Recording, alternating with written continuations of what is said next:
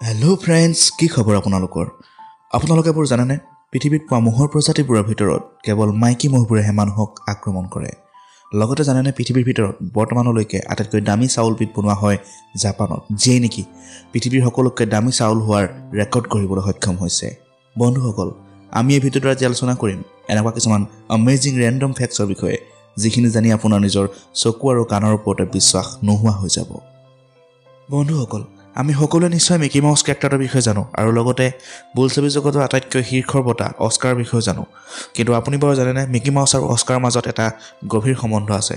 হয় friends, Mickey মাউছে হৈছে প্ৰথমটো নন হিউমেন ক্ৰিয়েচাৰ যি নেকি অস্কাৰ বঁটা লাভ কৰিবলৈ সক্ষম হৈছিল।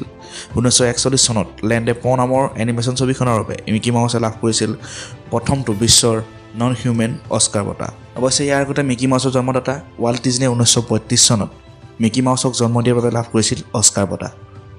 বন্ধুসকল, বৰ্তমান আমৰ বতৰ আৰু আমি সকলোৱে নিশ্চয় আম খাই বহুত বেছি ভাল পাওঁ। ভাৰততো আমক বহুত বেছি পচন্দ কৰা হয়, সেয়েহে ইয়াক ভাৰতৰ ৰাষ্ট্ৰীয় ফলৰ মৰ্যাদাও দিয়া হৈছে। কিন্তু আপুনি জানি আচৰিত হ'ব যে ভাৰতৰ লগতে পৃথিৱীৰ আন দুখন দেশ আছে, যি দুখন দেশতো নেকি আমক ইমানেই বেছি পচন্দ কৰা হয়, যাৰ ফলত আমক সেই দুখন দেশৰ ৰাষ্ট্ৰীয় ফলৰ মৰ্যাদা দিয়া হৈছে।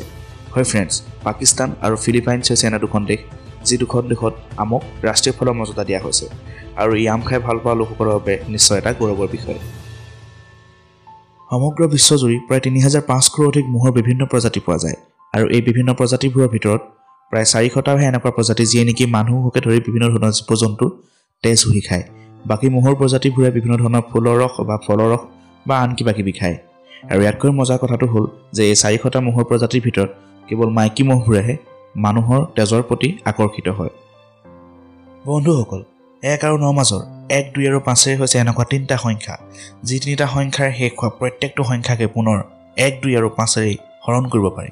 অৰ্থাৎ ১ৰে শেষ হোৱা প্ৰত্যেকটো সংখ্যাকে আপুনি ১ৰে হৰণ কৰিব পাৰিব, আৰু ২ৰে শেষ হোৱা প্ৰত্যেকটো সংখ্যাকে আপুনি ২ৰে হৰণ কৰিব পাৰিব।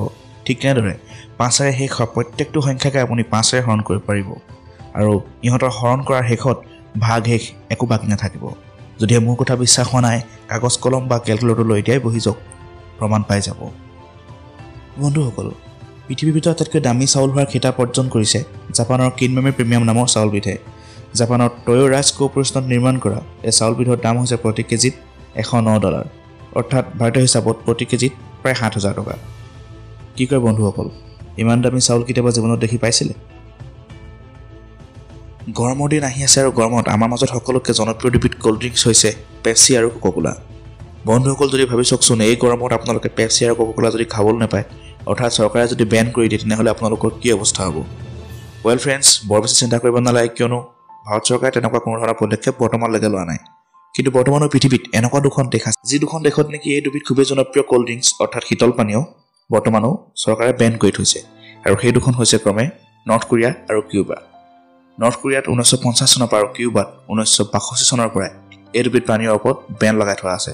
ইয়াৰ কাৰণ হৈছে আমেৰিকাৰ প্ৰতি সেই দুখন দেশৰ চৰকাৰত থকা পৰস্পৰ বিদ্বেষভাৱ। অৱশ্যে আপুনি চৰকাৰভাৱে নহ'লেও ইলিগেলি অৰ্থাৎ স্মাগল কৰি সেই দুখন দেশত পেপচি বা কোকা-কোলাৰ মজা ল'ব পাৰিব। তেতিয়াহ'লে বন্ধুসকল, আজিলৈ ইমানে। ভিডিঅ'টো চাই কেনেকুৱা নিশ্চয় জনাবলৈ নাপাহৰিব। যদি ভিডিঅ'টো চাই ভাল পাইছে, এটা লাইক কৰি দিব। লগতে এনেধৰণৰ কিছুমান আমেজিং ৰেণ্ডম ফেক্টছৰ মজা ল'বলৈ আমাৰ চেনেলটো ছাবস্ক্ৰাইব কৰি থ'বলৈ নাপাহৰিব। লগ পাম এটা নতুন ভিডিঅ'ত কিছুমান নতুন আৰু আমেজিং ৰেণ্ডম ফেক্টছৰ সৈতে। তেতিয়ালৈকে বাই বাই, টেক কেয়াৰ।